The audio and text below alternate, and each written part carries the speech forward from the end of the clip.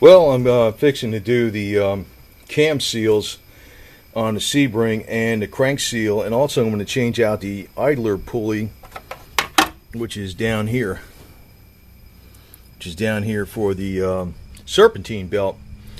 But you know, I just want to tell you, well, first off, I want to tell you two things, because actually I have a video on how to take off the timing belt, 4 videos. They're very detailed. But what I did here is I got the one bolt out of this side. They're both 15mm, and I loosened this bolt. That is, they're not all the bolts on a power steering pump bracket, but you loosen that side because you can swing the pump bracket up out of the way to get that back cover off.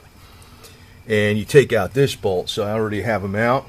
As a matter of fact, I took it out right there, put it up there. Here's my intake. You know, with this workbench, it's going to be a little easier with doing this stuff. But basically, that's the hardest. To tell you the truth, that's probably the hardest part of doing that. And I want to make sure you know where the hell they are. You see the spark plug? There's one spark plug. There's one that's just a little bit to the left of it as you're looking forward from the engine. And the other one is a little bit to this way. This is the one you take out. This is the one you loosen, so you can swing up the power steering pump bracket out of the way to get that other cover off. And actually, I put a little notch in my cover. I don't know if you can see it down there, so I can check the timing anytime I want. It says, man, I ain't gonna freaking bullshit around taking that apart if I want to check the timing. But the main seal that the real seal that I have a problem with,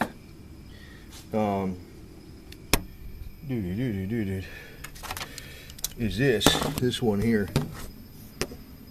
And actually, if I wanted to really like shortcut this, what I could have done, you could get this one cover can come off very easily. It's just a few bolts.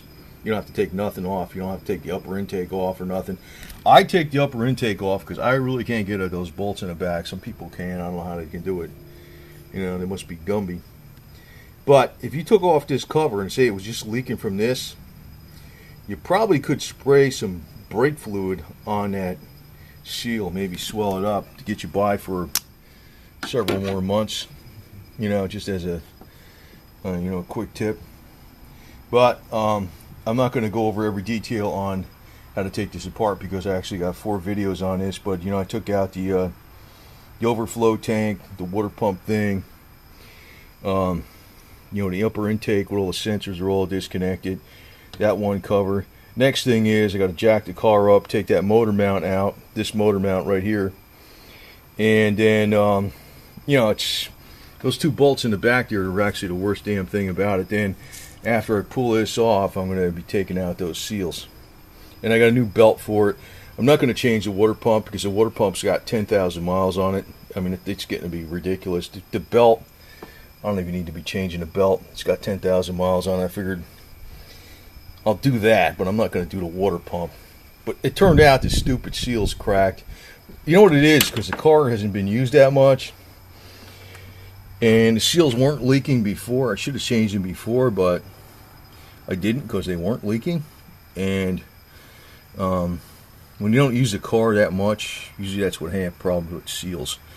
Anyway, worst thing is taking those 2 bolts out. So we'll get on to the next job here.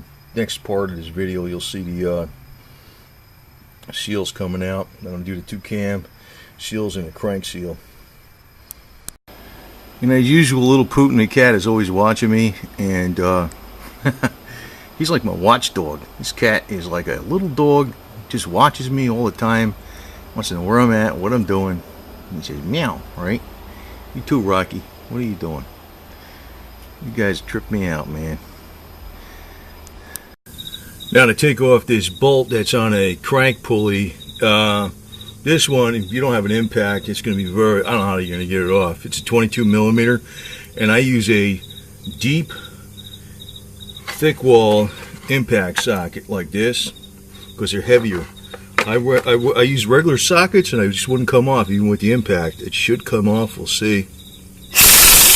Yeah, there it is. If you go ahead and try this with the a regular socket, usually don't come off. I found that out. I was there all freaking like for 15 minutes. I says, let me try the impact socket. Came right off because it's a heavier socket. It hammers it. And you notice underneath here, I got the jack under the oil pan. I should get it under a little more straighter though, because the only thing I got to do now is to take the last bolts out of the motor mount, and I'll take this off, the plastic covers, and then we can get at the timing belt with the cam seals.